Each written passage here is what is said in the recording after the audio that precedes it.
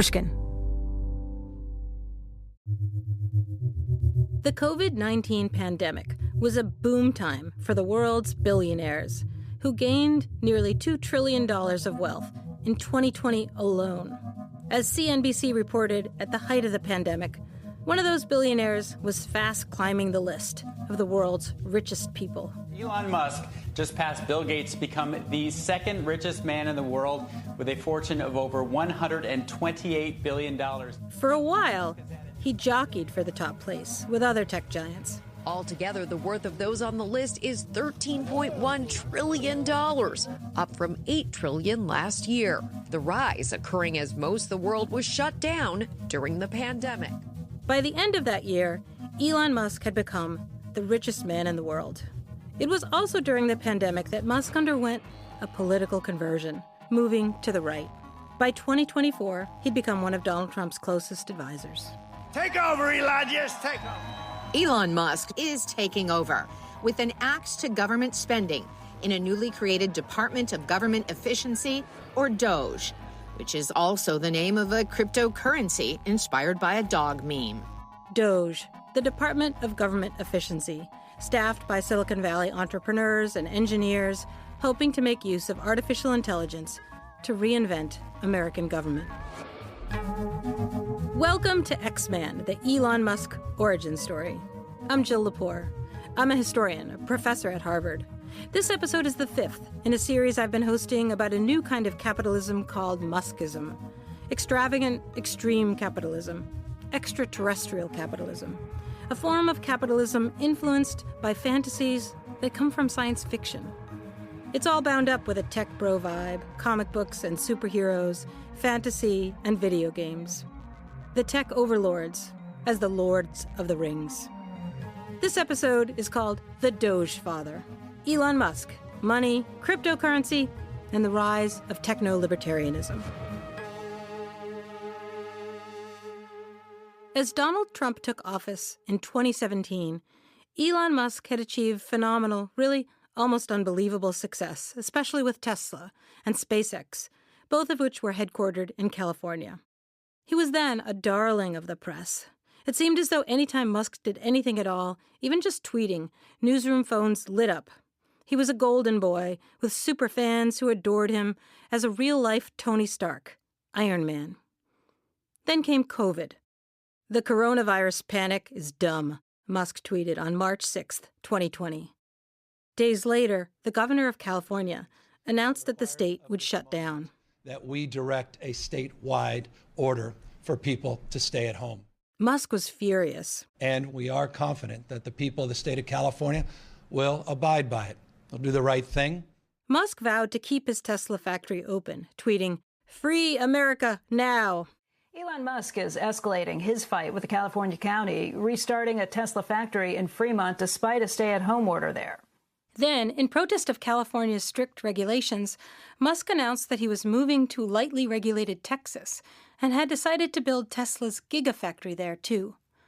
We approached both Tesla and SpaceX for a response on several points in the series, but at the time of the recording, we had not received a reply. One way or another, Musk had become a culture warrior, tweeting and getting richer and richer. Meanwhile, during the pandemic, the contrast between the suffering of the masses and the vast increase of wealth among a very few provoked a backlash. In the U.S., Senator Bernie Sanders proposed the Make Billionaires Pay Act, a one-time tax on American billionaires to help cover the out-of-pocket medical expenses of ordinary Americans for 1 year. Musk then got into a Twitter war with Sanders. Sanders claimed Musk's wealth had been made possible by billions of dollars in government subsidies for his corporations. Musk suggested that Sanders should leave him alone because Tesla is saving the planet. Musk may not have been saving the planet, but his influence, especially on markets, kept growing. Like a lot of people during the pandemic, Musk spent more time than ever online. The number of his Twitter followers skyrocketed. As CNBC reported in 2021, markets seem to hang on his every word. One thing we've learned lately is that when Elon Musk tweets, the news cycle follows him. And in fact, he does have a series of tweets in the past few minutes.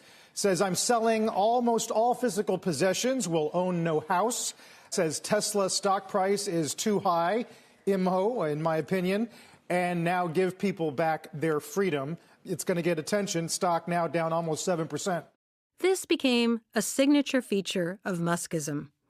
Long before Musk bought Twitter, a single tweet by a single person, not an announcement from a central bank, could drive a stock price or hobble a currency market.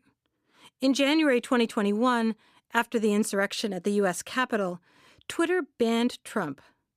With Trump gone, Musk became the loudest voice in the room, the love-hate Twitter account to follow. He started tweeting about cryptocurrency, Bitcoin, and a joke coin called Dogecoin. If Trump's tweets destabilized American politics, Musk's tweets seemed to be destabilizing financial markets. A lot of headlines had to do with the fictive quality of money. After all forms of currency are acts of imagination, as Douglas Adams pointed out so well in The Hitchhiker's Guide to the Galaxy. In fact, there are 3 freely convertible currencies in the universe, but the Altarian dollar has recently collapsed, the Flanian pobble bead is only exchangeable for other Flanian pobble beads, and the Triganic pew doesn't really count as money. Its exchange rate of 6 ningies to 1 pew is simple, but since a ningi is a triangular rubber coin 6,800 miles long each side, no one has ever collected enough to own 1 pew. Ningies are not negotiable currency because the galactic banks refuse to deal in fiddling small change. From this basic premise, it's very simple to prove that the galactic banks are also the products of a deranged imagination. I've spent a lot of time in this investigation of Musk with Hitchhiker's Guide because Musk read it as a kid growing up in South Africa, and he cites it all the time. But Hitchhiker's Guide is a strange influence for Muskism, partly because Adams was so brutally, gut-wrenchingly funny about the arbitrariness of money and the follies of financial schemers and assorted idiot executives. If we could, for a moment, move on to the subject of fiscal policy. Fiscal policy? Yes. How can you have money if none of you actually produce anything? It doesn't grow on trees, you know.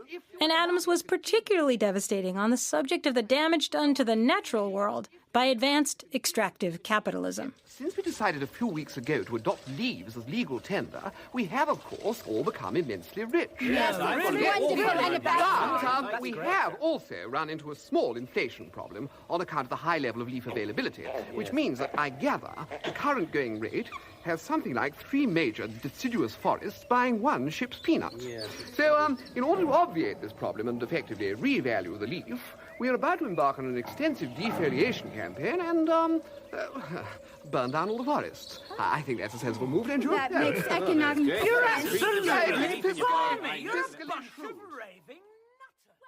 If you've been following the story of cryptocurrency, this scene from Hitchhiker's Guide might sound a little too on the nose. In 2021, Musk announced that Tesla was buying millions of dollars of Bitcoin and that you could buy a Tesla with Bitcoin. Until he changed his mind, citing the sort of environmental concerns that I looked into in an earlier episode of this series. It turns out that mining Bitcoin really is burning down the forests. But you can buy Tesla merchandise with Dogecoin. And maybe you can sway a presidential election. In the 2024 U.S. presidential election, nearly half of all corporate spending came from the cryptocurrency industry. Some of that money went to Democrats, but most of it went to Republicans. Among the billionaires celebrating the announcement of Doge, the Department of Government Efficiency, was the CEO of the cryptocurrency company Coinbase. Cryptocurrency is essentially money without government, a libertarian's dream.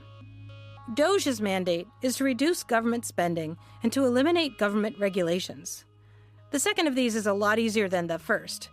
What dismantling regulations might mean for money is a story, though, that goes back to the beginning of those regulations. The kerfuffle over Bitcoin really dates to 1848 and the discovery of gold in California. A flood of gold wreaked havoc on the U.S. dollar. And so as the federal government took on new powers, it adopted a gold standard, which set a rate for the price of paper currency. Europe then did the same thing. This ushered in a new era of global trade, and not incidentally, the grotesque economic inequality of the Gilded Age. Farmers and factory workers argued for a silver standard, but the U.S. formally established the gold standard in the year 1900. That same year, a science fiction writer named Garrett P. Serviss imagined a different outcome in a novel called Moon Metal, in which gold is discovered at the South Pole, setting off a second gold rush. Gold is going to be as plentiful as iron.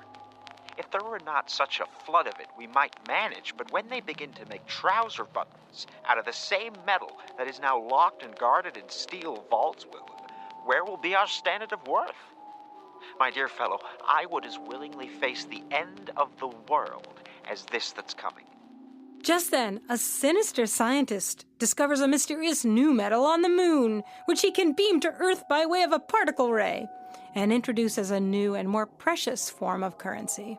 I can produce it in the pure form, abundantly enough to replace gold, giving it the same relative value that gold possessed when it was the universal standard.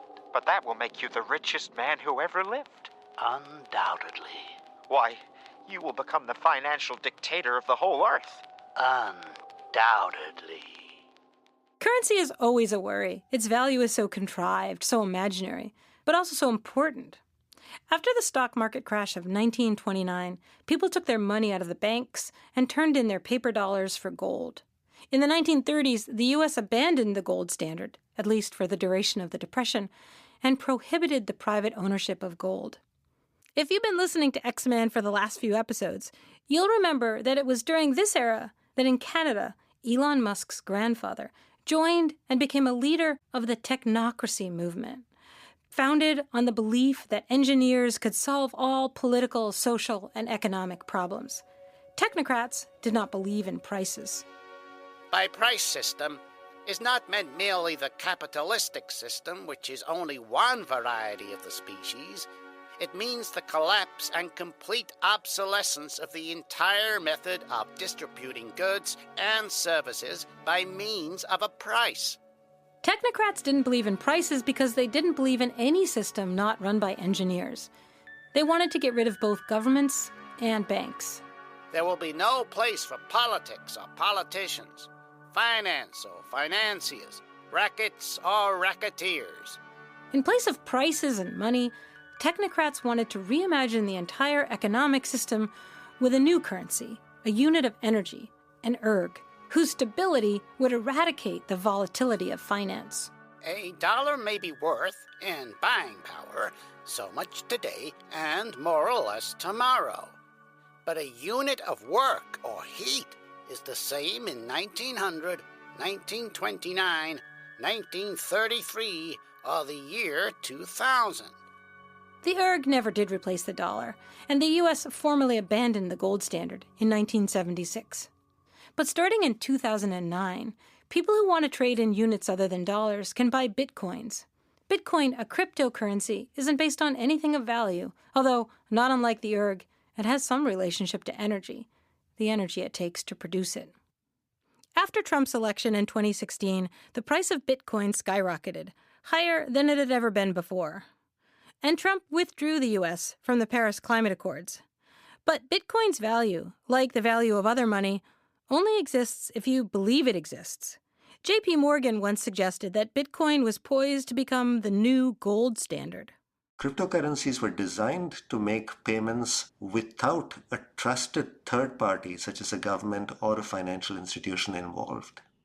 Ishwar Prasad is an economist at Cornell University and a fellow at the Brookings Institute. He believes cryptocurrency has set off a revolution, a foundational change in finance, but that Bitcoin itself has not met its objectives. Bitcoin has really ended up failing in what it was supposed to provide, which is a cheap, trustless medium of exchange. It turns out it is not anonymous, it turns out it is not cheap, and it is not very efficient. So Bitcoin has ended up becoming a pure speculative asset. The technology underlying cryptocurrencies, Prasad argues, will have all kinds of effects on finance. It really is the future. But he's not persuaded that, as some advocates claim, cryptocurrencies will democratize finance. They've made it possible for people with very low incomes, very low levels of wealth to get relatively easy access to digital payments and also to basic banking products. But the problem is that digital access is unequal and financial literacy is unequal. So you might give people easy access to a lot of products, but if you don't teach them the risks embedded in those products, then you might end up with the relatively less well-off taking on much more risks than they realize that they're taking on, and the rich ending up being able to use these technologies much more to their advantage, so they become even better off than they are right now. Dogecoin, a cryptocurrency based on nothing except a meme about a dog, was started by a software engineer named Jackson Palmer as a joke. Palmer later wrote an article called, "My Joke Cryptocurrency Hit $2 Billion and Something is Very Wrong," in which he said that cryptocurrency, for all its promise, had become nothing more than an unregulated penny stock market. In 2019, after people started tweeting that Musk should be the CEO of Dogecoin, he said it was his favorite cryptocurrency. Dogecoin's value skyrocketed. Musk kept tweeting about it, and up went its price. He started calling himself the Dogefather. Musk talked about Dogecoin on Clubhouse, an online chat room that was briefly popular with Silicon Valley. Occasionally I make jokes about Dogecoin. They are really just meant to be jokes, but Dogecoin was made as a joke to make fun of cryptocurrencies, obviously. But fate loves irony. and often, as a friend of mine says, the most ironic outcome is the most likely, or I say the most entertaining outcome is often the most likely. And arguably, the most entertaining outcome and the most ironic outcome would be that Dogecoin becomes the currency of Earth in the future. In 2021, Musk tweeted the single word Doge under a picture of a SpaceX rocket in front of the moon. Doge to the moon became a rallying cry. On April Fool's Day that year, Musk tweeted, "SpaceX is going to put a literal Dogecoin on the literal moon." A joke, but also not a joke. Musk said that SpaceX will be accepting Dogecoin as payment. Was Musk a comic? The next month, Musk hosted NBC's Saturday Night Live. He appeared in nearly every sketch. As the Nintendo villain Wario on trial for murdering Mario, he explained, "I'm not evil, I'm just misunderstood." In a skit set in the Old West, he played a bandit named Leron. What if instead of panning for gold, we just create our own currency? Currency? Yeah, and what the heck would it be based on? Whatever we say it's based on? That ain't how money works! Money is a golden rock that we dig out of the ground. Then we hope no one kills us before we trade it for pieces of green paper. It's a perfect system. It's a weird thing about being a historian. Everything reminds you of something else. Watching Elon Musk play Leron dressed like a cowboy, he looked exactly like an old photograph of his grandfather, the technocrat, who worked as a cowboy and performed at rodeos doing rope tricks. The family likeness is uncanny. Musk is also named after that cowboy's father, his great-grandfather, Elon. Muskism asks us to picture always the future, but I find it hard not to keep picturing the past, yanked back, lassoed by likenesses. On SNL, Musk appeared too on the show's newscast as a cryptocurrency expert who can't give a straight answer. What is Dogecoin? Well, it actually started as a joke based on an internet meme. Mm-hmm. Okay, but what is Dogecoin? Finally, he admits the truth. I keep telling you, it's a cryptocurrency you can trade for conventional money. Oh, so it's a hustle. Yeah, it's a hustle. Why didn't you say that, man? Dogefather, everybody. It's a hustle. To the moon! That night, Dogecoin lost a third of its value. I was left thinking about the ending to that old science fiction story, Moon Metal, from the year 1900. The looting of the moon brought disaster to the robber planet. So mad were the efforts to get the precious metal that the surface of our globe was fairly showered with it. The air was filled with shining dust until finally famine and pestilence joined hands with financial disaster to punish the grasping world.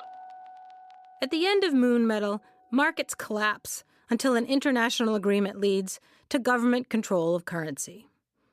That is what governments do. In the U.S., through the Federal Reserve and through the Securities and Exchange Commission. The Biden administration prosecuted crypto companies for securities violations under rules that the crypto industry complained were unclear and misguided. The second Trump administration is considering freezing much of that litigation.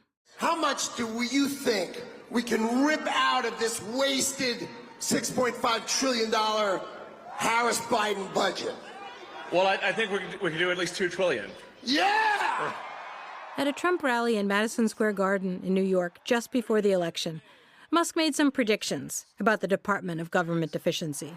We're going to get the government off your back and out of your pocketbook. America's just not just going to be great. America is going to reach heights that it has never seen before. There is arguably a great deal of waste in the U.S. federal budget, though exactly where is the subject of rather heated dispute. And many argue there's an excess of regulation. Musk says that it takes longer to fill out the paperwork to build a rocket than it takes to actually build the rocket. Excessive regulations tie up all kinds of projects, including housing and parks, projects that benefit all kinds of people. So I'd be only too happy if something great, something wonderful were to come out of Doge. But it strikes me that a lot of what animates Musk in playing a role in the American federal government concerns not taxing and spending, but regulation of cryptocurrency. After all, the cryptocurrency industry helped get Trump elected, and it expected results, as CNBC reported just after the 2024 election. Bitcoin briefly surging to a new record high as investors bet that Donald Trump will deliver on his pro-crypto promises. Just before he was inaugurated, Trump launched his own cryptocurrency, $Trump. By the day of the inauguration, its market value had soared to $10 billion. To understand all this, there's no better explainer than Marc Andreessen, a venture capitalist whose company, Andreessen Horowitz, has described itself as the world's biggest investor in cryptocurrency. The Biden administration cracked down on crypto scams. Andreessen says the Biden administration also put pressure on banks not to work with crypto companies in a deliberate bid to stifle the industry. Silicon Valley had long supported Democratic political candidates and, in general, leaned left. But Andreessen was outraged by the Biden administration's interest in regulating both cryptocurrency and artificial intelligence, as he said on his podcast, The Mark and Ben Show, in July 2024. This has been a brutal assault on a nascent industry that I've never experienced before. I'm in total shock that it's happened. It's been intensely frustrating that it's been impossible to make progress on this with the White House. That summer, Musk announced his support for Trump, as Andreessen described on another podcast called Honestly, from the Free Press. Elon stepped up and said, yep, I'm for him. That was the big moment in our industry where the most important iconic figure in tech by far, did that in that moment. And so that was the real shift. Andreessen speculated that Musk's endorsement was likely partly pragmatic. I'm not speaking for Elon, but Elon decided that he had to do this because if not, he wasn't going to be able to launch rockets. Andreessen himself ranks pretty high on the list of the highest donors to the Trump campaign. He soon became a Trump intimate, recruiting people from Silicon Valley to work or to volunteer for the incoming administration. With Doge and within the Trump administration, Musk and Andreessen are achieving what the technocrats of the 1930s could only dream of, the technocracy. Andreessen is also the author of an excellent distillation of Muskism, a treatise called The Techno-Optimist Manifesto, though it could equally have been called the Manifesto of Muskism. It consists of a list of statements. We can advance to a far superior way of living and of being. We have the tools, the systems, the ideas. We have the will. We believe this is why our descendants will live in the stars. If only we place our faith in the techno-capital machine, Andreessen promises, we will become technological supermen. We are the apex predator. We believe in greatness. We believe in ambition, aggression, persistence, relentlessness, strength. Andreessen cites, among his inspirations for this manifesto, on a list of patron saints of techno-optimism, Filippo Tommaso Marinetti. In 1909, Marinetti wrote what he called the Futurist Manifesto. It's a list of statements. We want to sing the love of danger, the habit of energy and rashness. We want to exalt movements of aggression, feverish sleeplessness, the double march, the perilous leap, the slap, and the blow with the fist. We want to sing the man at the wheel. We want to demolish museums and libraries, fight morality, feminism. Standing on the World Summit, we launch once again our insolent challenge to the stars. So, same mojo. Fists raised to the stars. 10 years after Marinetti wrote The Manifesto of Futurism, he co-wrote the founding document of the movement led by Mussolini, the Manifesto of Fascism. Mark Andreessen, like any reasonable person, hates it when people call people they disagree with fascists. But here, he cited the author of a fascist manifesto as a major inspiration for his own manifesto. Which is why, to me at least, the future envisioned by techno-libertarians happens to look, chillingly, like the very worst of the past. The 21st century is an age of technological wonder. It is in many ways tremendously thrilling. Tesla and SpaceX are engineering marvels. But I don't find Muskism thrilling as political theory or social engineering. In 2021, the year Elon Musk became the Dogefather, Time magazine made an announcement. The person of the year is Elon Musk.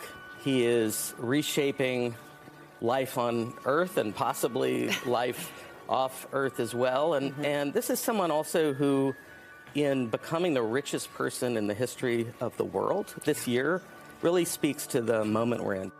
Not mentioned in the Person of the Year announcement was that at the time, 2 different women who were carrying Musk's babies were in the same hospital in Texas.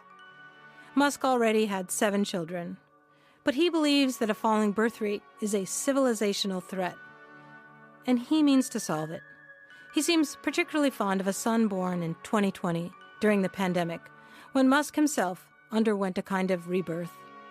He's often photographed carrying on his shoulders this beautiful little blonde boy, and sometimes even brings him along to press interviews. What's your name? What's your name? Actually, I'm going to show you. It does, Should we help President Trump? yeah.